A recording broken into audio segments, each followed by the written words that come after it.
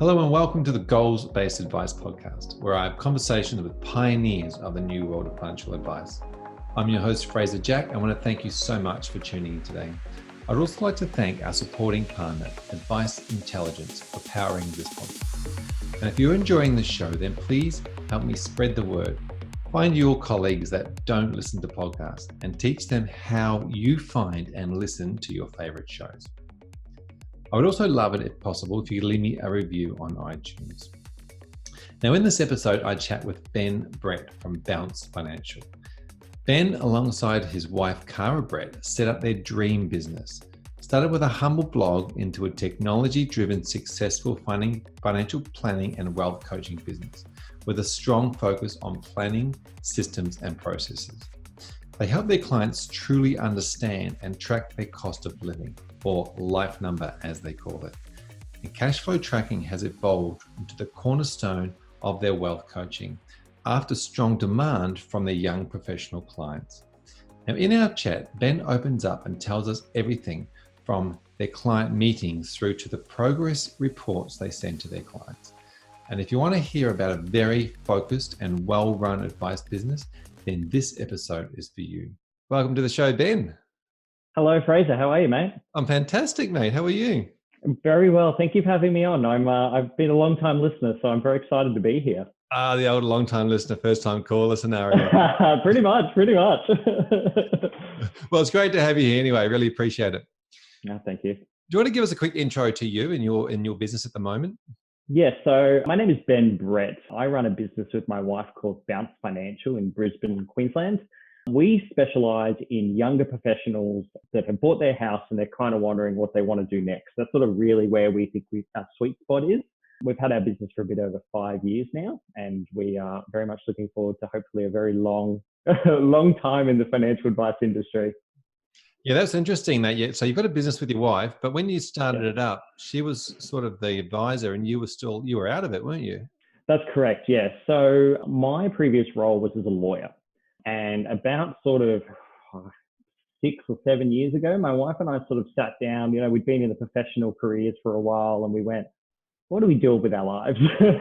that conversation I think everyone has when they sort of start to hit those late 20s and they're like, what are we going to do? So adulting, is that what you're saying? Adulting, yes. Yeah. We'd both done a bit of travel. I'd lived over in the UK and done those sorts of things. And it was really time to decide where we wanted our life to go. And we were both very passionate about the idea of having our own business, the idea of calling your own shots and really putting a lot of yourself into something. And, we at the time, we considered, well, my wife had a financial advice background. I had the legal background. And we actually considered a lot of different businesses. We thought about, where could we add the most value? And we decided to push towards financial advice because we thought that there was a lot of opportunity in this space. I thought that it's, and I still believe this, it's such a growing space. It's maturing rapidly, sometimes a little too fast sometimes. And we decided at that time, okay, well, let's make a go of this and let's start a financial advice business. So the way we started it was my wife started a blog, just a finance blog to try and get any traction. Her role was more of like a head office kind of role. So she didn't really have too many clients of her own. And then from there, about a year later, she left her job, started full time. I continued in my role as a lawyer and transitioned my career to be more financial services based. And then eventually, a bit over a year ago, I was able to leave my job and join the business. Fantastic. So you had the opportunity to start with a blank canvas, if you like, a clean slate, from the business that you wanted to build, because you weren't looking at purchasing or buying into a book. No, we really wanted to start it from scratch, and we really wanted to do it our way. So, this was a few years ago. There wasn't as many people in the space of younger professionals. It was very much a retiree market. There were some great ones out there doing, I remember Wealth Enhancers was really leading the charge at that time. There was other firms that were popping up. And we really, us being young adults ourselves, we thought, geez, there's so much complexity in our financial lives, being able to cut through that and have a third person, an independent party to help with that. We just thought there'd be a lot of opportunity there. Interestingly, when we started, we really wanted to focus on quite young people. So, like 25 plus. But as time's gone on, we've really found our sweet spot, which is sort of a little bit older than that after they've bought their house and they're sort of looking to take those next steps. Yeah, interesting. So at the time you started the business, I like this idea of starting a blog like a year before and sort of like building that momentum into Yes. it. How did that go? Talk me through that 12 months of just blogging. What sort of traction were you able to get with that? Yeah, so we're planners, both of us, not just financial planners, but we like to plan every aspect of our life, and we're happy to set small goals and execute on them over a long period, right? At that point, we had a lot of different options. It could be that my wife left her role and then went into a more sort of day-to-day financial advice role and got some experience that way, or like we had a lot of options, and we thought the blog was a great opportunity to really, I don't know, develop a bit of a practice of expressing your voice. Because a lot of financial advice is language, right? Like it's how do you communicate with people? You're using the language that resonates with them. And a blog is such a great way of starting that and gathering some momentum. We use the email lists to market to once we had started our business and we got our first clients out of it. And it was I guess the right way to start for us. Yeah, it's nice and slow and steady. Tell me, what sort of traction did you get? Can you divulge any of the numbers? Like how many people did you have engaged in the blog, for example, after 12 months? Not a whole lot, right? But your first clients in any business are your hardest, right? And particularly in something like financial advice, people are looking to their friends, trusted people in their life to refer them to. And once you start to gather a certain number of clients, and we started to see that, maybe 3 or 4 years in where we really started to get that momentum. But, your first clients are people that you generally have either met or you've spoken to, or you've actually had an opportunity to speak to. And that, I think that really helped us in that way, right?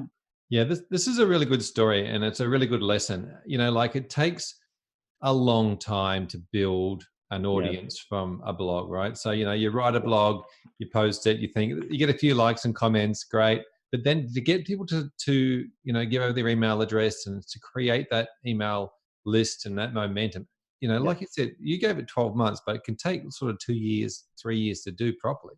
Yeah, I 100% agree. I guess anything I would add to that is there seems to be such an appetite for financial commentary, or like, financial planners putting out content, right? Like you look at the success of the Barefoot Investor book that has astronomically blown up. People are embracing it.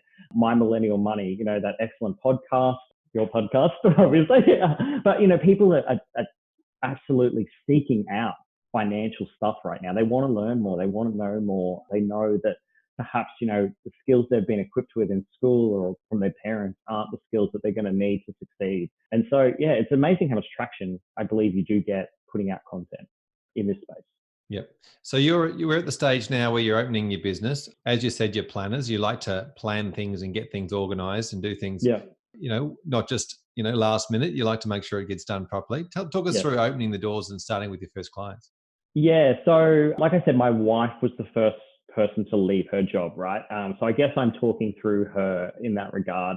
Knowing I was going to join the business, it was always very much a joint business. We talked about everything, we engaged in everything. She describes sitting at her desk, day one, kind of going, I guess I'm a business now. And, the way we went about it, or the way she went about it, is she cold called accountants, mortgage brokers, people trying to get meetings, trying to chat to anyone, going to networking meetings, just trying to get out there and say your message.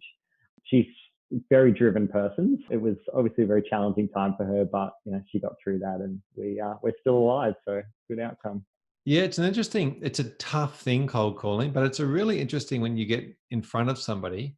And obviously you're talking to them about setting up referral agreements or partnerships in that way as well. But you're also asking, say, well, hey, let me look after your stuff and you can see what we're like. And then is that the way?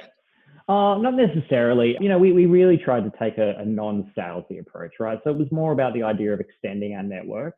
We were sort of very late 20s at this point. And so we're very young. And what we're trying to do, I guess, achieve with that was really to hone and practice skills. Like we knew it was going to take time, and we knew that action beats reading, or I think every day of the week. So, her approach to that was to just get out there and talk to people. Yeah. I remember the same time when I was starting my business, the same thing, right? You just didn't have any clients. and you rang. I went through my phone and looked at everybody that in my phone. I rang them up and said, "Hey, I'm doing this new thing now. Can you listen to what I've got to say and then give me some feedback on it? Yes. How I'm doing?" And you know, a lot of people listened to it and went, "Yeah, that was great, just not for me, but I might know somebody that is." And other people went, "Yeah, actually, we're just looking for this at the moment at the same time." So it was really fortunate. Yes. Yeah, we did that as well, actually. I think that's, like you really want to speak to your target market anyway and get a bit of an understanding of what it is they want. Yeah. But yeah, usually when you get an opportunity to, well, even in any circumstance, when I get a solid 10 minutes to talk to someone about what I do, it's very common that at the end of that conversation, they're like, that's exactly what I need. Yeah. It's just very hard to get that down into a succinct 30-second pitch, right? Well, it works. It works if your target market is people like you, right? Because if it wasn't people like you, it'd be very hard to have those conversations. So Yeah, for sure, for sure. I mean, that's the benefit of niching, isn't it? You get to understand that type of person as much as you possibly can. So hopefully you know their problems before they even know them. Yep. So talk me through the setting up. The business is set up. You've got some clients come in. What sort of advice are you giving them? Actually, before we go there, I wouldn't mind asking, how did you work out through the name and the branding and all that? How did you go through Yeah. that? So there's probably no real great story to this. So my surname is Brett. So I'm Ben Brett, and I get called Brett quite a lot. But we knew that we didn't want to call it Brett Financial Plan. I come from the legal industry. Everyone's got their last names. We wanted it to be young. We wanted to be vibrant. We wanted to be fresh. And we said Bounce Financial, and it just seemed to stick. Like it was a very good one. When you start a business, you have to find areas where you cut costs, even though you know that it's actually really important. Branding was definitely one of those things that we sort of just cut costs very early on. So we designed our own logo through Canva. I think we discovered Canva very early on in the piece and used that to design a lot of our stuff. We had a website that I think I did through Wix, which is like a Squarespace equivalent. It was pretty poor, but it was enough to say we're a real business, right? Until we had sort of that momentum to employ a designer that could capture our brand properly. Yeah, this is a really interesting point too. You just do something that's going to get you into the market and worry about spending the money when you've got the money to spend. Yeah, and I'm glad we didn't spend a lot at the start because our market, our approach and our business quickly changed as we spoke to more and more people and we got a sense of what they were looking for. We quickly changed to suit what people were telling us. And I think always listening to what your potential clients are saying or the ones you want to work with it's going to make you change pretty quickly in the first couple of years. Yeah. Now you currently, when you're working with clients, you lead with cash flow and making sure that's all, people have got a positive cash flow to start with. Is that where you were at the beginning, or did your business model change? No. So the way we sort of approached it to begin with, I think was more in line with what we'd seen in financial advice, right? Which is very much, let's focus on your super, let's focus on your insurance, let's focus on your investment. And, the conversation over and over again was the same thing. It was, yeah, that's great. You can sort that out. I don't really care. I need you to talk to me about how we're going to plan our renovations and how much time can I have off for maternity leave before that's going to be an issue. And, what if we do that? Like, these were the conversations people wanted to have. And these were the ones that were like, okay, this is the focus. This is where we really need to focus this business. So over time, we've become more sophisticated in the way we approach that, to the point now that largely, 90% of our conversation is about cash flow. And then the other 10% is, and here's our recommendations here. And by the time you have shown and demonstrated to your clients that you understand everything about them, those conversations are easy because they inherently trust that you understand what they're trying to achieve.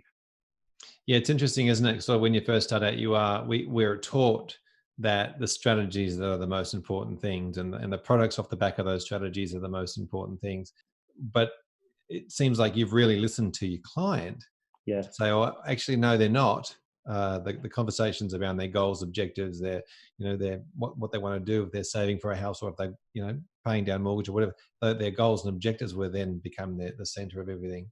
Yeah, for sure. And, the whole industry is evolving very quickly in this regard, right? Like, it's not just us. So, the fact that I'm on the Goals-Based Advice podcast is indicative that we're not the only ones talking about this. And, the way it's changing, the introduction of technology is allowing us to deliver this service at a reasonable price point where previously we would struggle to do something like that. And I'm very optimistic about the future. I'm optimistic about the benefits of technology for us to be able to really deliver that tailored service at a relatively low, achievable cost, right? Yep, absolutely. Now, tell me about your service at the moment. When a client comes to you, do you have a standard process set up where you run through?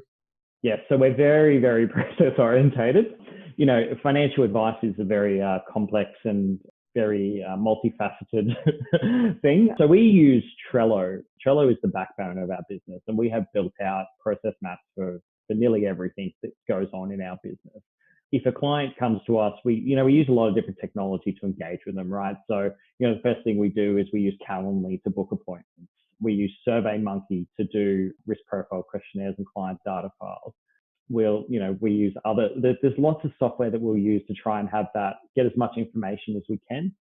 After we've done our initial meeting and have chosen to go ahead, then we'll prepare our SOA sort of thing.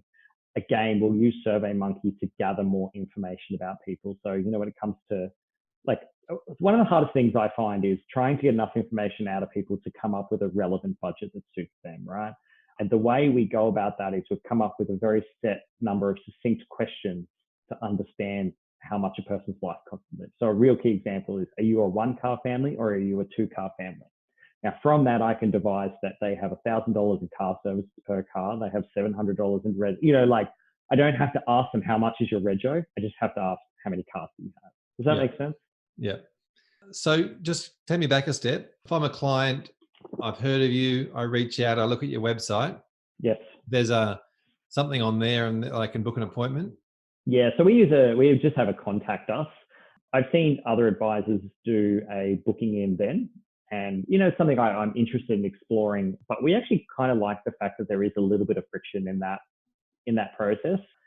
Financial advice is not I have an interest in it for 1 second and disappear. You kind of want people who are very enthusiastic to push forward. So we use to contact us. If, we'll then respond to them and say, let's line up a meeting. We'll use Calendly from there. And then we usually have our initial meeting. Does that answer your question? Yeah, it does. So, or you might have a quick call with them or something to make an appointment, but tell me about the first appointment. What happens when they come in? Yeah. So the first appointment, the way we go about it is very structured, much like everything. Like all good advice appointments, we think that it is 90% listening and 10% talking. It is very much questions and understanding people's life. So we'll run through a bunch of questions about just the things you would expect. So, are you married? Are you planning to get married? Are you having kids? Do you need to care for your parents? We're starting to map out what the idea of, what are the things coming up in their life that we're going to have to address in this financial plan. Once we have gone through that and we've established some level of trust, and we don't always roll this out, sometimes we do if it's appropriate or we can change it, is we'll start to talk about things like, what was money like growing up? How do you feel about your money situation right now? What is it that's held you back from achieving what you want to achieve, and what does success look like to you? And having those sorts of conversations, I think, really starts that understanding. Like when somebody comes in to see you, a lot of the time they perhaps feel that they need to tell you what you want to hear, or they're unsure, or they haven't spoken as a couple. And some of those conversations can really draw out what's really important to them. And that's what we really like about that. Yeah. How long does that initial meeting take? Usually about an hour, but they they tend to sort of go over a bit. Once you start adding those additional questions, that's where it sort of goes over a little bit. We try and be as generous as we can with time, but we don't want to keep people forever. You can see when people are starting to lose the drive. Yeah, it is hard though to get it into an hour, isn't it though? Very much so, very much so. And we're always trying to find ways to improve on that. And like in the future, I think we'll look to do things like videos basically saying, we would like you to have these sorts of conversations prior to coming. Like try and gauge out a bit more of a response of, we've already discussed this. But it's very interesting being in the room while those conversations take place and while we discover things like, like the question I really like is, what was money like growing up? Because you tend to discover things about people they didn't even realize themselves very quickly. So yeah. And conversations that they probably never had with their partner as well. Yeah. It's really, I just enjoy, asking questions of people and learning about people. So it's a rewarding process. Did you do joint meetings for a while, or were you with this? No, like a little bit. When I came into the business, we were absolutely booming. So it was a bit of I need to just get going. And we tend to divide and conquer. But we think that's kind of the best way to approach the business. If you do too many things jointly, it can be time consuming, right? Yeah, absolutely. And do you do your paraplanning in-house or do you outsource that? We do it in-house. Yeah. Yeah. So tell me, you've been through the initial meeting with the client. They then go away. You need some more information, through SurveyMonkey. Then you create the plan. You tend to do a few more modeling though, don't you, with the client? A bit more like looking at different strategies before you come up with a recommendation. So a lot of our clients are going through what we'd like to call transition. So it's a bit of an interesting time, right, where people in their 30s are trying to do everything in a very short window. So, we're getting married later, we're having children later, we're buying houses later. And so what happens is you sort of hit about 31, 32, and you try and buy your house, have 2 kids, and, all at the same time. And those are the problems, I guess, that our clients are looking to us going, can you help me solve this? So the way we go about that is we will use software to model out year on year their income and their expenses, right? We get a baseline of, okay, well, here's how much income you have coming in. Here's your expenses. And we've gone through that detailed budgeting to really work out this is how much your life costs to live. And then what we'll do is we'll run a bunch of different scenarios. So, if say, for example, you say, I want to have 2 kids 2 years apart, we'll model that out and we'll show what that looks like. If you say, I want to do that and I want to buy the house, we'll model out, if you buy the house in 2 years, if you buy it in 4 years, what is the difference? What is the difference if you buy a $500,000 house or a $700,000 house? The purpose of this modeling is not necessarily to provide a very exact 10-year plan. And I always say this to my clients, like at the end of 10 years, you're not going to have this exact amount of money. That's not the purpose of this thing. What it is to show what different variables will do to your life. And things like the difference between a $500,000 house and a $700,000 house don't seem like a lot. Those numbers actually seem very close together. But when you map out what that looks like, it could be a very markedly different life. Does that make sense? It does, yeah. And you mentioned a couple of times the cost of life and life costs. Is that wording that you guys are sort of use a lot and come up with? Yeah. So we've developed some wording, I guess, we use at different points. So we refer to something called their life number.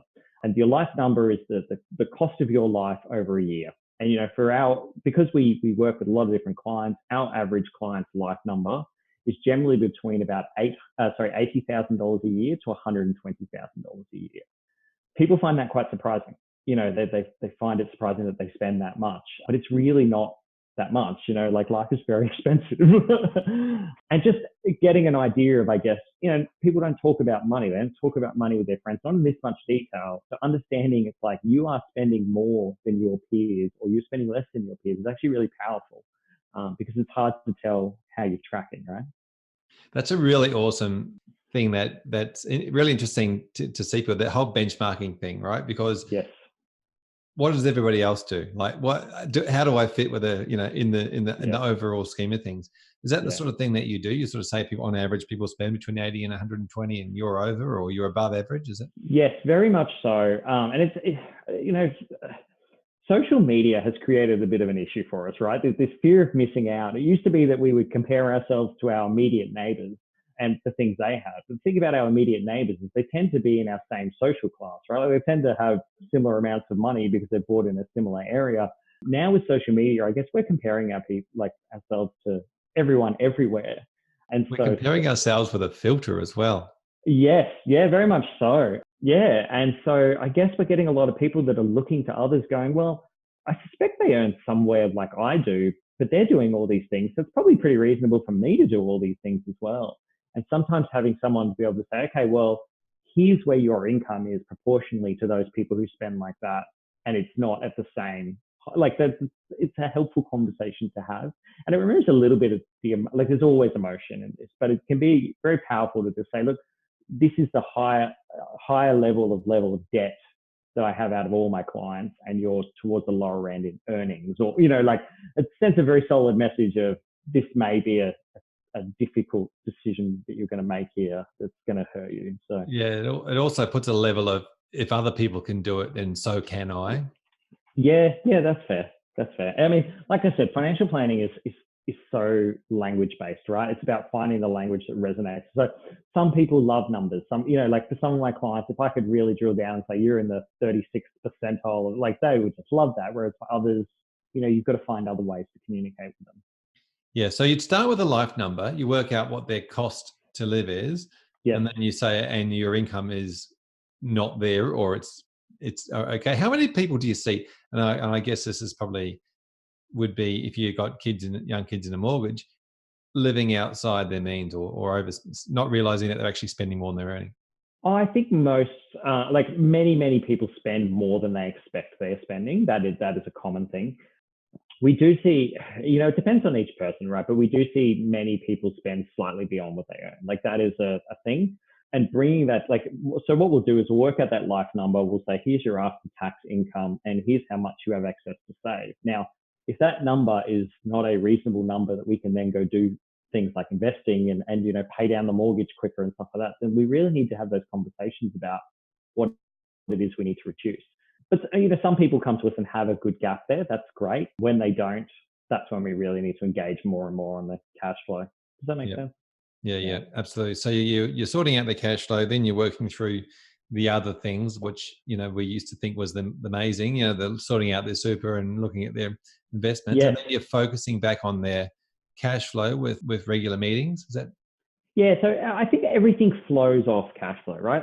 So super is important, very, very important. We want to get them in a good product that's relatively low fee. We want to make sure it's performing well, but we want to look at salary sacrificing. What is your capacity to do that? Is that going to hurt you? And if we haven't worked out how much their life costs to live, and I start saying, let's put all of this money into salary sacrificing, then that's going to hurt them. It's going to hurt their lifestyle. So everything comes off the back of it. Investment as well. If I'm going to recommend investments, I need to understand that it's not going to start eating into their lifestyle costs.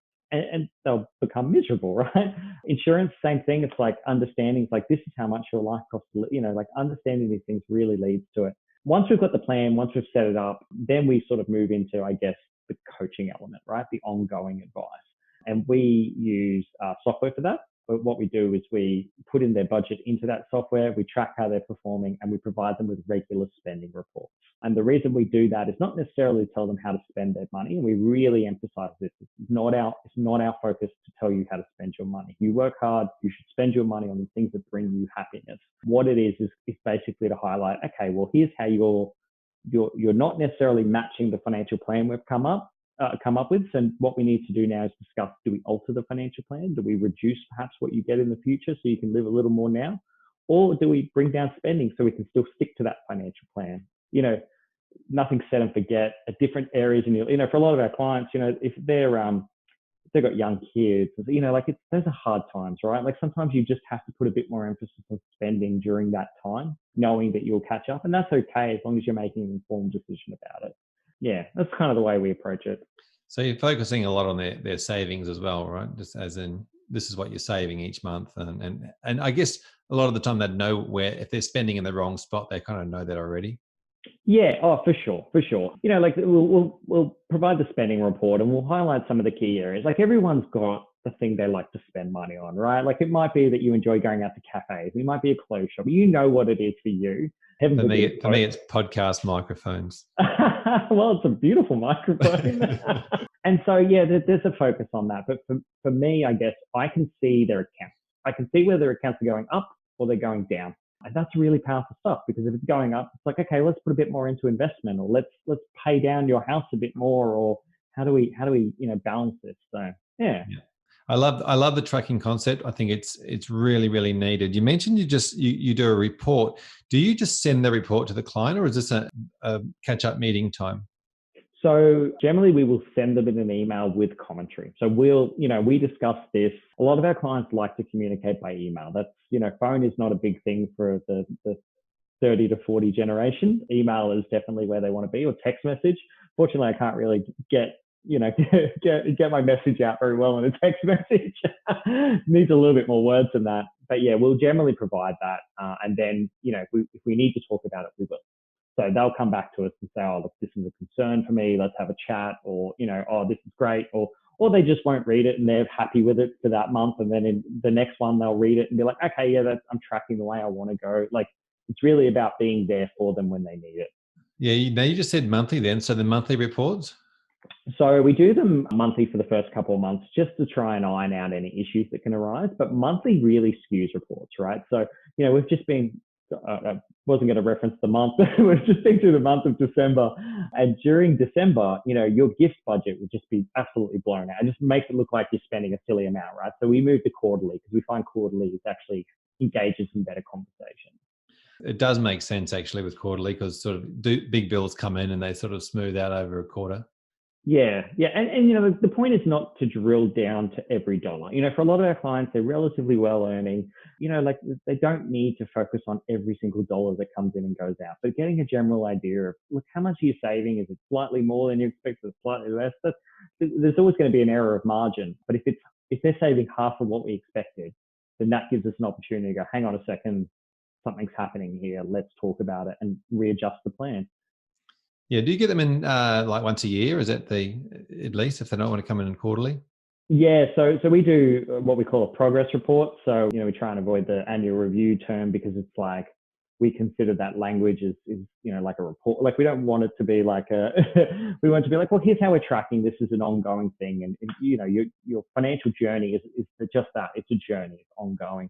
So what we'll do is we'll do a progress report at the end of the year where we'll use that data and say, well, here's how much you saved. Here's how much, here's how your investments have performed. Here's how your supers performed. Really just come back together and understand goals. From there, yes, a lot of the time we'll use Zoom to meet with them. We find that's quite a useful thing as we're doing now, which is awesome. But from there, we'll work out on a client by client basis what it is that's going on in their life. So their life may have completely changed. Awesome. Let's redo the plan. It doesn't always happen annually, like they might in 9 months be like, we've changed our mind, we're having another baby. That's when, we're essentially doing that work again. Yeah, babies are a little bit harder to plan sometimes. Yes, yeah, very much. And they're very expensive little things. Do you talk to your clients about how much it costs? Because a lot of people, before they have kids, wouldn't know quite how much babies cost. No, yeah, we do. And we emphasize that a lot. So people really underestimate daycare. Non-parents underestimate daycare and even just how expensive it is to be off on maternity leave for an extended period. Like reminding them that you are halving your income. So if you're living up to 100% of your income right now, you need to find a way to cut that in half. It's a challenging time, right? You're not just halving your income, you're upping your expenses. There's a lot of new things to be bought. Yeah. And, for a lot of younger people, they're sort of in their earlier 30s, say 30, 31, they're going, well, we want to have kids at 33, but that's ages away. And you're like, it's really not. We need to plan for it now, and having those conversations and getting people saving very early for that just makes it easier. Yep. Now you mentioned we sort of touched on the affordability conversation before. Are you able to talk about that sort of what your charging is and sort of how much? Sorry, I was going to say how much as a 12-month service agreement type conversations, or are you ongoing service? So we charge on a month-by-month basis. So we say there's no lock-in contracts, there's no minimum periods. If you're getting value, awesome. If not, we cease the service, right? Like that's the goal. Generally, we find that once people realize the value of financial advice and how much it brings to them, they really want to continue, right? The idea of having to go back to doing that themselves is actually a challenging task. For a lot of our clients, we're looking for people who like outsourcing. They like having somebody to assist them with that. They're professionals. They're busy in their own lives. They've got their kids. They've got their family. They need someone else to be worrying about those things. So yeah, that's how we focus. Yeah. Do you charge upfront as well to get all that stuff planned on in the beginning? Yeah, so we charge an upfront fee, and then from there they have the choice of going on to the ongoing advice fee, and that ongoing advice fee is monthly. And it depends on their needs, right, as to how much we charge them, but it's largely a very similar price. Yeah. And what do you call yourself? Do you call yourself a financial advisor or a planner or a wealth coach? Or I know you sort of used a few different terms. Yeah, I actually kind of jump around a little actually on this. I haven't settled on it. I've done a bit of Google Trends to find out what people are looking up, and planner seems to exceed advisor. Advisor seems to be the way the industry speaks. Financial planner seems to be, from what I understand, more a consumer speak, but then I've heard the opposite as well. I like the idea of wealth coach because a financial planner to a lot of people is just simply trying to beat markets, right? They're buying and selling shares, whereas I think a wealth coach sort of speaks to it more. But then, we do have this established this new industry of wealth coaches appearing on their own. And I think that's such an exciting and vibrant area too that, I haven't settled on the name actually. Yeah, it's almost as if at the beginning of the process, when you're going through all the investments and so, yeah, that's when the financial planning takes place. And then, if you're working on people with, working on people's budgets and cash flow and those sorts of things, and you're just keeping them on track, it's almost that's the coaching piece. Isn't it? And different people need different things. For some people, like they really love the coaching element of it. They love talking about how they're trying to achieve things. For others, they're like, look, I kind of feel that I've got my own thing sorted. I'm pretty happy with where I'm going. I just need you to be dealing with, and like you get different things from different clients. So Do you find that do you get many clients that just want to do that first part and don't want to do the coaching, the ongoing? So not really. So we don't make it compulsory to go on to the ongoing advice, right? We can give them the advice, we put it all in place for them, we hand it back over and they go from there. And we do get a small amount of people who choose to do that, or they wish to maybe come back in a couple of years. But usually once, for a lot of our clients, they've never seen a financial advisor before. They're not entirely sure what to expect. And once you deliver an advice that really understands their life and really shows them what's possible, I find ongoing advice tends to be the next logical step, because they're going, well, this is exciting. I want to achieve all these things. I don't really want to do them myself. I want to outsource this, right?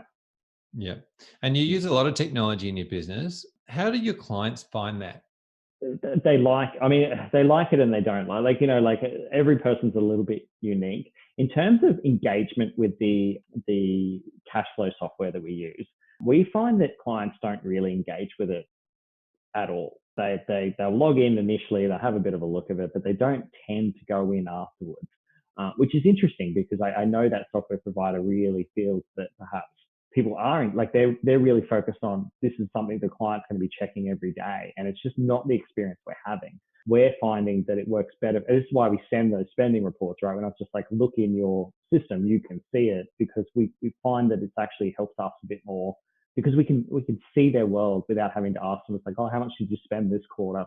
And of course, people underestimate how much they spend, right? But yeah, there's not a huge amount of engagement. In terms of things like the surveys and stuff, those are great, right? Like that's the best way to get information from people. And we're always looking to upgrade software to make it a bit more interconnected. I think sometimes they're not as interconnected as we would hope. Yeah, that's an interesting one. Maybe because you send the reports, they kind of feel that they go, oh, I get my report. I get to have the accountability part without actually doing any of the logging in part. Yeah. And, I think all the software providers, they're all discovering new things. Like this is a totally new industry. And, like we're still trying to find the right way. Like everyone goes about budgeting or thinks about budgeting differently.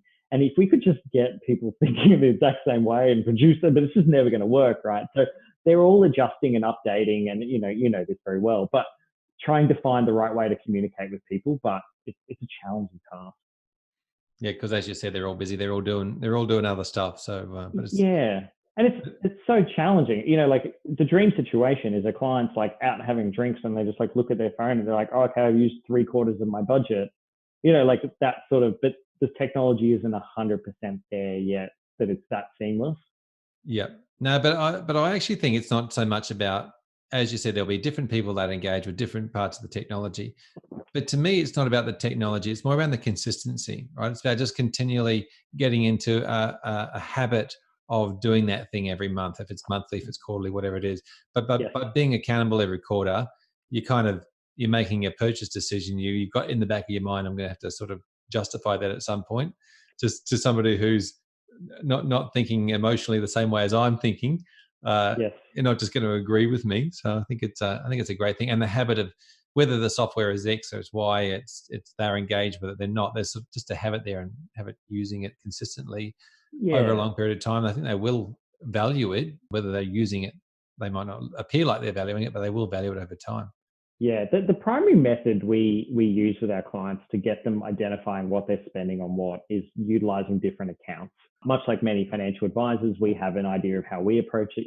The bucket method, I guess, in the barefoot methodology is the way we approach it. And the idea being is we separate your main bills account from your fund spending money, right? That's where we really need to split them out.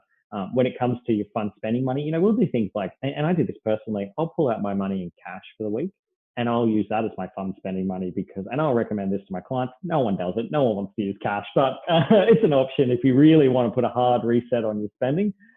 There are ways utilizing different accounts to limit how much you spend and make sure that you're within your budget. And the purpose of the spending report is more to look back and go, well, how did we go? Do we need to adjust those accounts to suit things that are going on in your life? Fantastic. And what do you think you'll be working on next in the business? Where is the business going to from here? What sort of things are you looking to introduce? So I've spent the past month making the joke about having 2020 vision over and over again. So I'm really enjoying the dad jokes that are suiting this era. The next focus in the business, I guess, is still growth. I've been in the business for a bit over a year. I have taken on clients, but I still have capacity to grow. So we're focusing on that. We are looking in 2020 to drill down a little more into our client market. So we've found that a large number of our clients are actually in the medical profession or allied health profession. That's always been a thing for us. I think people who work in those professions really seem to suit financial advice very well. So we're looking at ways to better tailor services to help them separately from our usual group, which is the young professionals that have bought a house that are wondering what to do next. Yeah, and once you've reached, I guess, capacity a little bit, how do you grow the business from there? Yeah, that's a very good question, and I think with the changes in the industry and the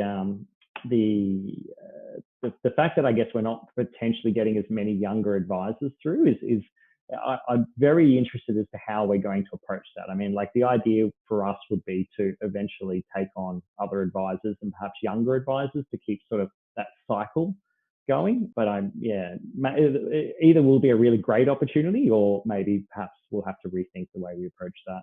Would you ever look at taking a professional year interning? Yes. Yeah, very much so. Yeah. I come from the legal industry where, that's a very common, they don't have a professional year, but they do have supervised practice.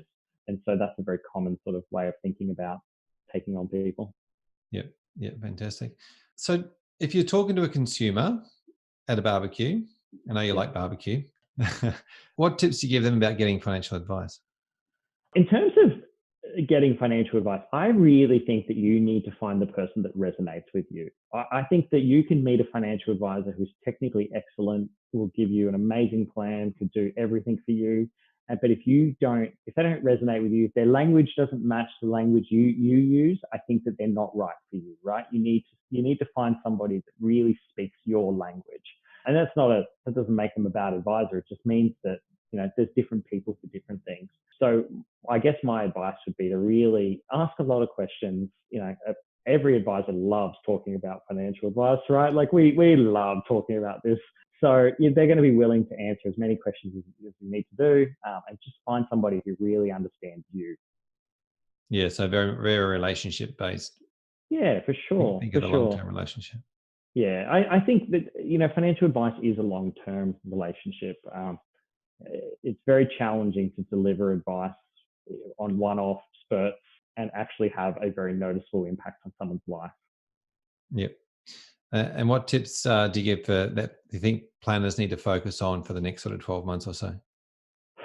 That's a very good question. I feel like it's a very interesting time for financial advice at the moment. For me personally, I really try not to get caught up in the noise. Let's look at the fundamentals of financial advice. Like more people are reaching out for financial advice than ever in the history of time. There are a lot of changes that are occurring, and yes, there's a lot of friction that's happening with that.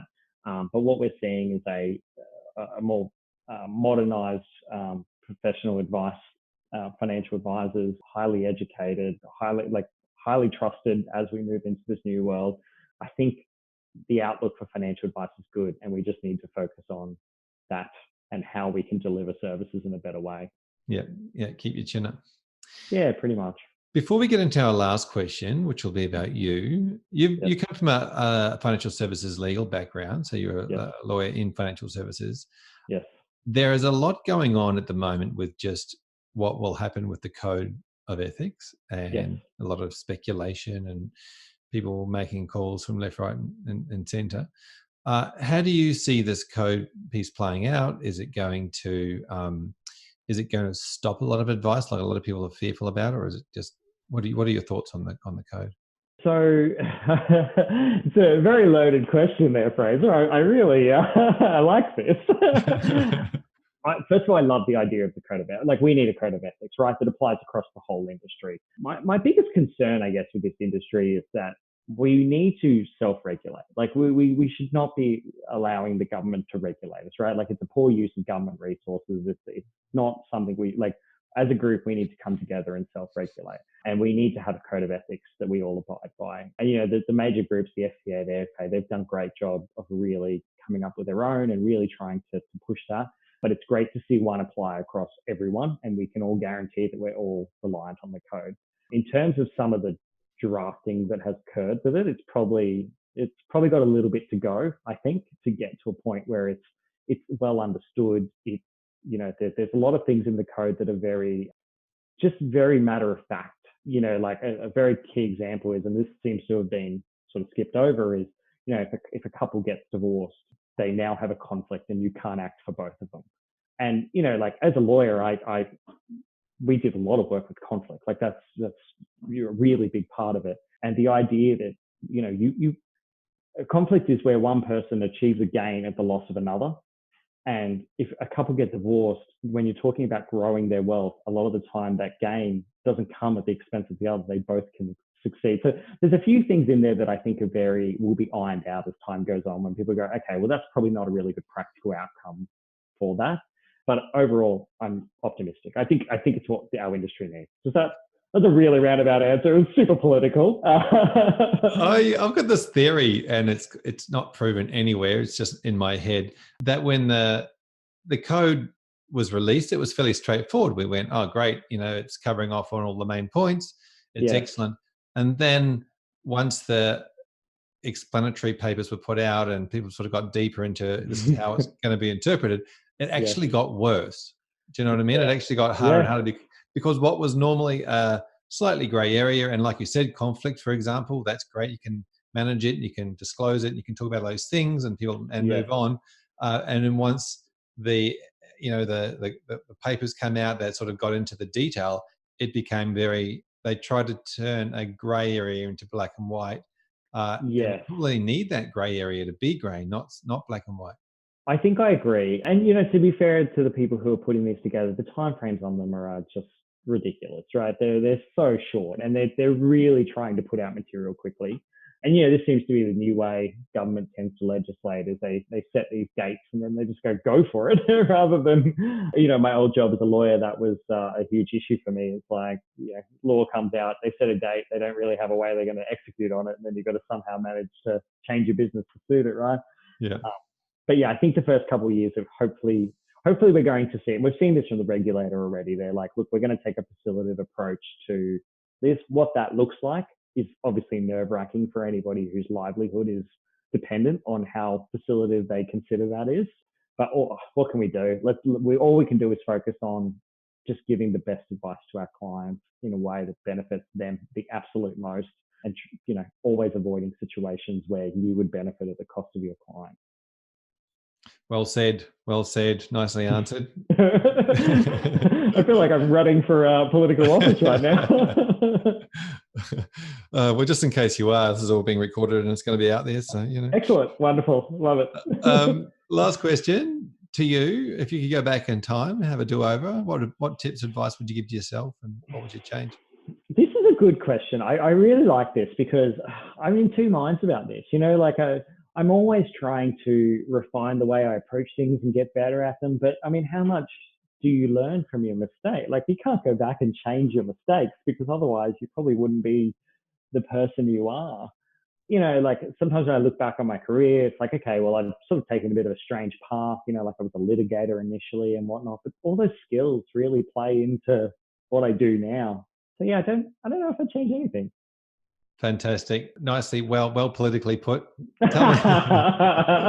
it's an interesting point though. You're right though, because you do have, if you make a mistake, you actually learn from it. And I guess if you didn't learn from it, that's probably when you want to change something. Yes, I sometimes I do tend to overplan and under, so if I was going to focus on something, maybe I would just execute on things a bit quicker and have a bit more sort of faith that it's going to work out, and the downside risk is actually quite small. Yeah, fair enough. Now, if someone wants to continue the conversation with you, what's the best way for them to get a hold of you? Yeah, so they can get in contact with us a couple of ways. Our website is bouncefinancial.com.au. Put in a contact form and we'll be in touch. We're big Instagram users, so at Bounce Financial, if you want to follow along to our Instagram. We've been doing that for a number of years, and it's actually a huge driver of business and engagement for us with our clients. I'm also quite active on LinkedIn as well, so if you want to look up Ben Bretto, hopefully it should come up. Fantastic. This is a great one. I know we're sort of finishing up, but do you want to give us a quick word about Insta and how you use it and how? Yeah, so we're always constantly evolving this, but where we are now is what we'll do is we sort of come up with a bit of a theme as to how we're going to approach a month. And then what we'll do is we'll produce content for the purpose that we can then distribute that across all of our different, we'll do a couple of videos, we'll do a blog, and I might do a long form webinar. And so on Instagram, we'll use Instagram stories for those videos. We'll put up posts about different things that are interesting to us, anything that comes up. So, for example, we're getting a lot of clients coming to us saying they're getting phone calls, cold calls about property investment. And as we know, there's a lot of issues there. So we're putting out information for our clients and people using Instagram. When we set up Instagram, we started it about 4 years ago, and we thought, who is going to follow a financial planner's Instagram? But it's a huge engagement piece for us and our clients. So. Fantastic. Ben, thank you so much for coming on the show and chatting about your business in detail and depth. I really appreciate you sharing your story and all the detail about your business with everybody. It's been great. Thank you for having me. I really appreciate it. Thank you. If you haven't already, I'd love you to subscribe to the podcast on your podcast platform of choice. And to continue the conversation, head over to our social media channels. We'll catch you next time.